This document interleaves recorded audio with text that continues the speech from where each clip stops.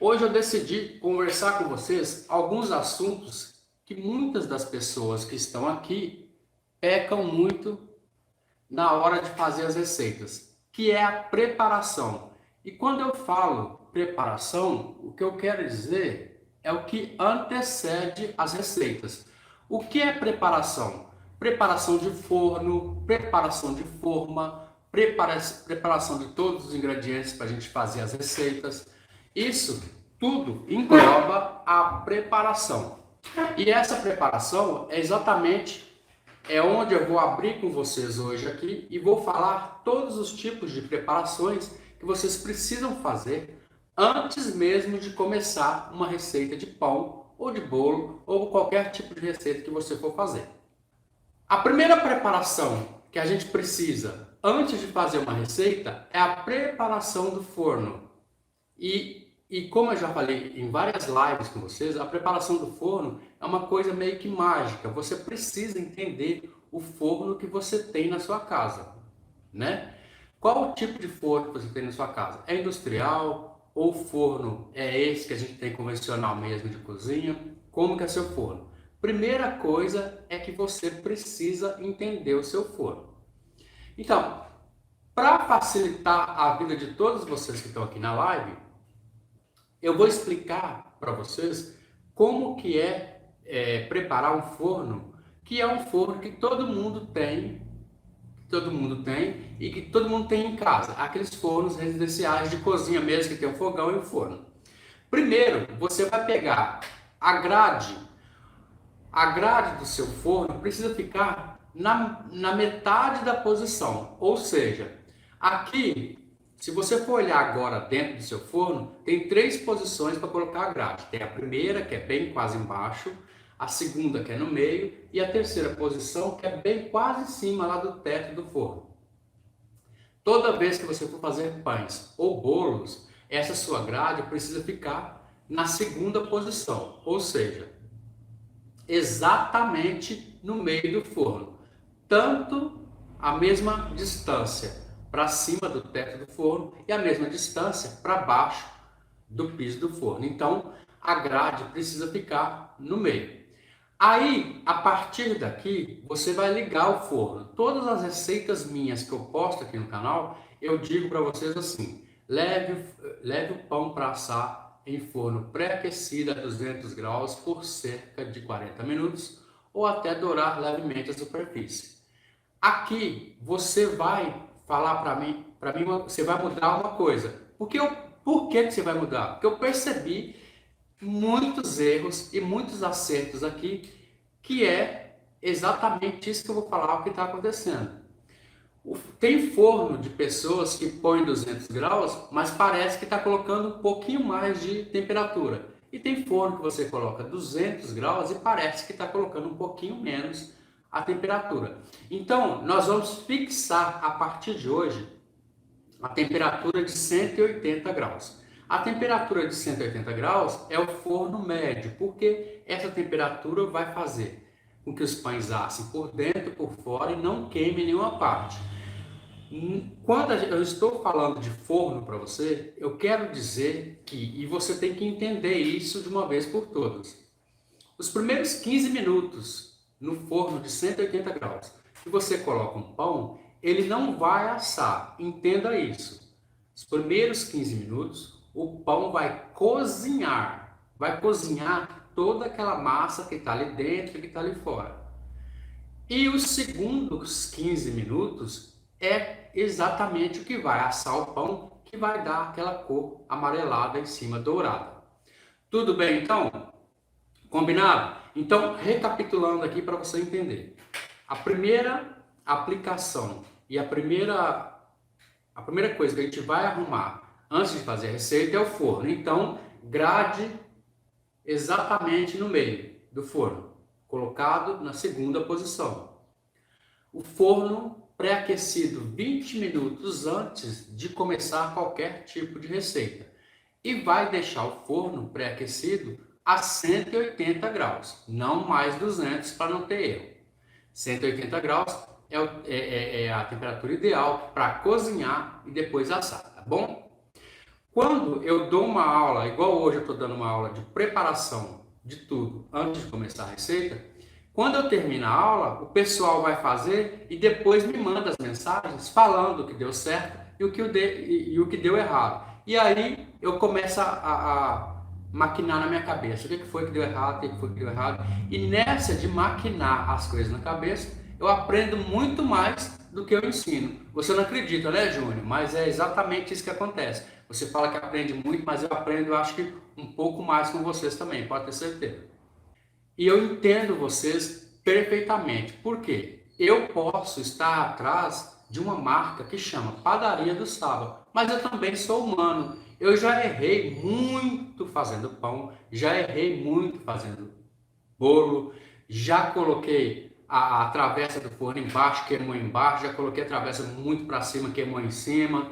Eu já tirei pão do forno, que quando eu ia partir, o pão estava assado, mas por dentro estava cru. Então, acontece muito com quem é humano. Então, errar é humano, deixa rolar, tá bom? Gente, então vamos continuar aqui. Já falei do forno, agora eu vou falar de uma palavra que talvez vocês não vão entender. Mise en place é uma palavra em francês que quer dizer que você tem que ter tudo no seu devido lugar antes de começar a fazer uma receita. Por exemplo, farinha de trigo, coloca na bancada, leite, açúcar, sal, manteiga, óleo e fermento. Tudo isso você precisa colocar na bancada antes de começar uma receita. Olha, tenta imaginar comigo você começar a fazer uma receita de bolo, de pão, por exemplo, e chegar por exemplo, de bolo, que o fermento, vocês costumam colocar o fermento por último. Eu detesto colocar esse fermento por último, mas tudo bem. Vocês gostam de colocar o fermento por último no bolo, né?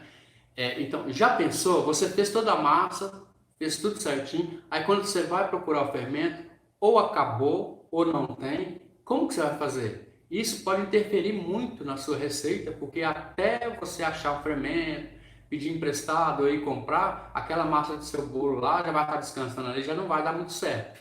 Então, quando eu falo para vocês ter a preparação de todos os materiais na mesa antes de começar uma receita, eu não estou falando por brincadeira, ou não é um jargão, não é.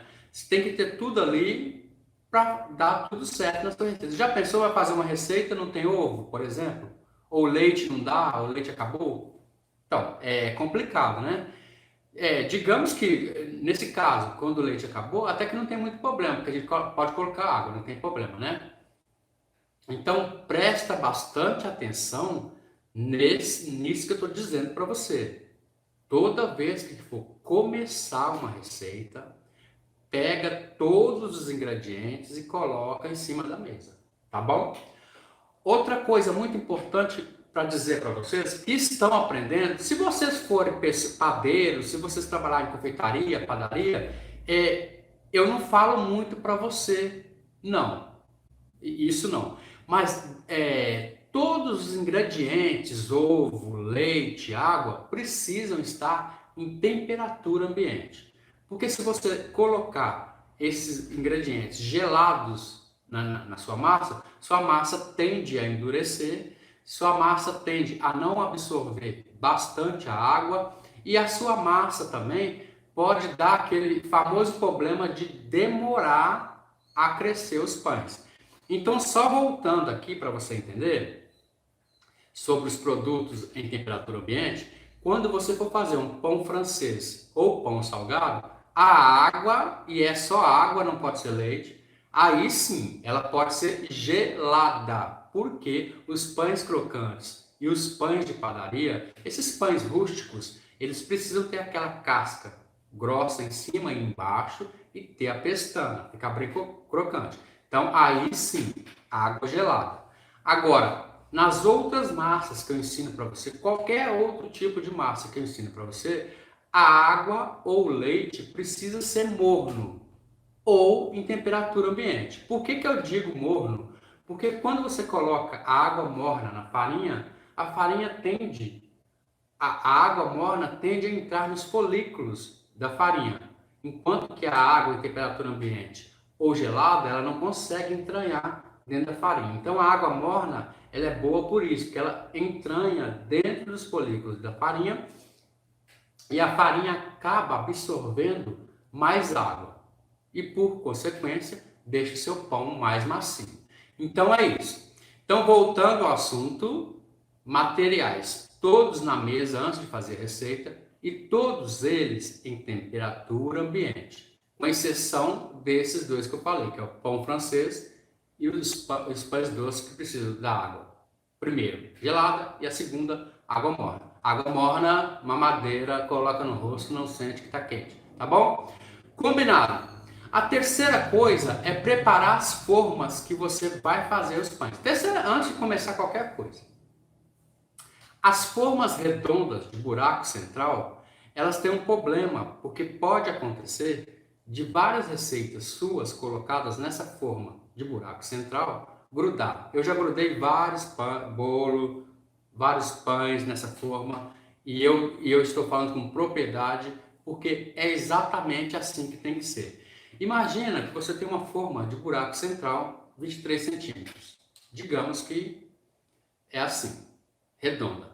Quando você vai pincelar manteiga ou margarina, você precisa fazer do seguinte jeito. Você nunca mais vai grudar um pão, vai grudar um bolo, vai grudar mais nada na sua vida.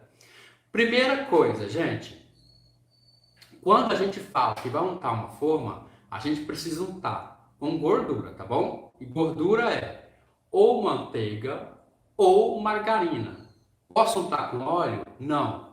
Quando você unta qualquer tipo de forma com óleo, o óleo tende a secar na hora que for assar os pães. E esse óleo secando, vai acontecer que a massa vai grudar e na hora que você for tirar, sai um pedaço de baixo, um pedaço do lado e não dá nada certo. Então, para untar qualquer tipo de forma, a gente vai precisar, então, ou de manteiga ou de margarina, tá bom?